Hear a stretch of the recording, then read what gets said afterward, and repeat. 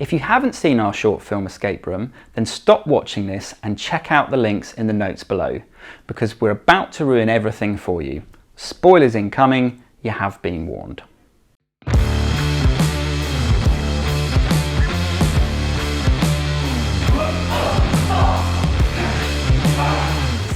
If you haven't seen our previous videos, this film is actually an experiment. It's shot 3 times in 3 ways with 3 different RED cameras to show off just how versatile those cameras are and the approach you might want to take when you're using them.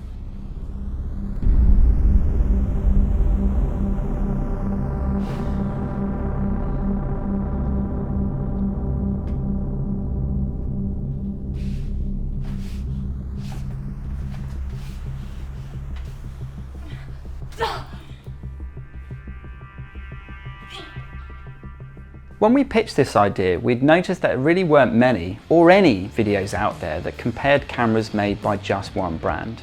Now we need to be careful when we say comparing.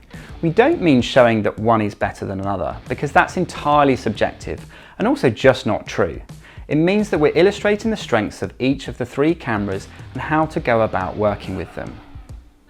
Those cameras are the RED DSMC2 with Monstro 8K VistaVision sensor, a RED RANGER with Gemini 5K sensor, and the RED KOMODO, which has a 6K sensor. Each one delivers something a little different, and when you're planning your project or choosing which camera to buy, you should keep your style in mind. With 16-bit RED code RAW files, you've got a huge latitude for grading, so it's all about your approach, the in-camera results you're after, and what you're actually trying to achieve with your project.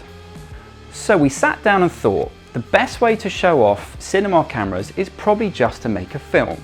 Something short and simple, but engaging. Something we could control every single aspect of and make it repeatable. For this shoot, we set ourselves some strict rules so that our evaluation of the cameras would be as fair as it could be. We would shoot the same scene in the same location on the same day with the same crew and peripheral equipment, and allow the same amount of time for each camera.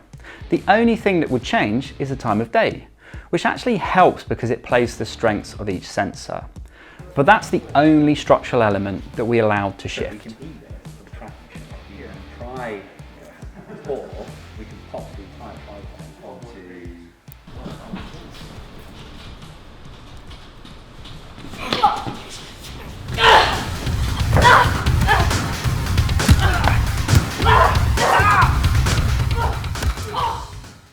We wrote a short action sequence with no dialogue to keep things simple and universal.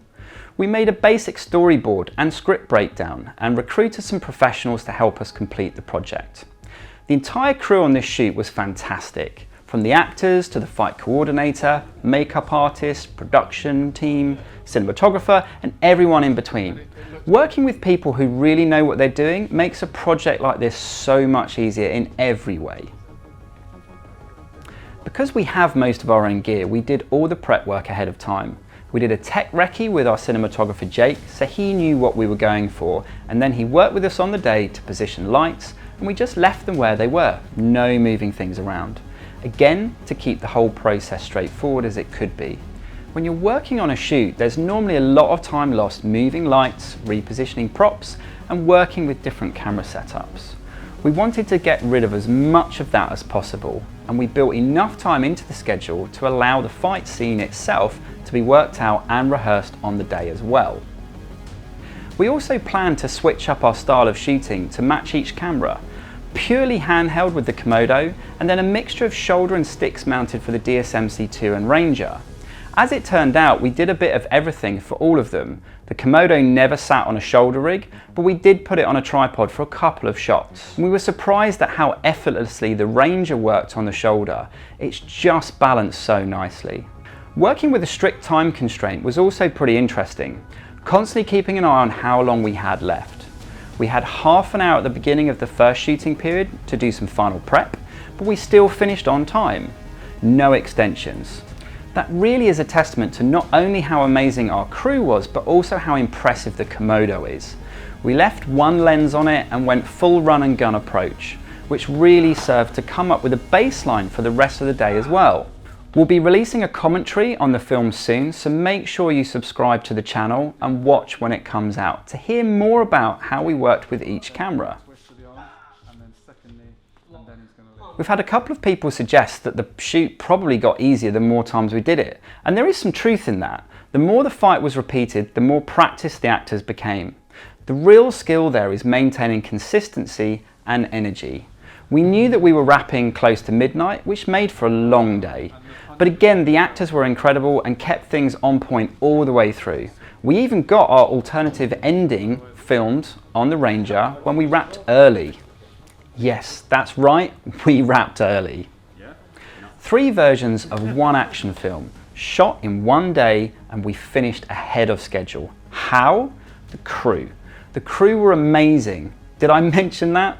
That and the gear we used. RED's range of cinema cameras are just exceptional. They're smooth and easy to use, and they give you enough intelligently applied power to get great results. Our storage solutions also helped. The sum total of footage at the end of the day was 629 gig, shot on Angel Bird CFast cards in the Komodo and RED Mini Mags in the DSMC2 and Ranger. We backed up onto a LaCie 1 Big Dock SSD Pro and Rugged SSD Pro. Those backups happened quickly and in parallel using Yoyota software, and in fact we actually ended up editing the whole project off the Rugged SSD Pro, but more on that in another video. So it just goes to show that if you choose the right equipment and the right people and the right approach, you can be as ambitious as you like and still get things done. Let us know what you think about Escape Room in the comments below, and if there's anything you'd like us to cover. The director's commentary will come out soon, and we'll also be releasing a version of the film with an alternate ending, so keep your eyes open for that. Don't forget to subscribe to the channel and ring the bell for updates, and we'll see you in the next video.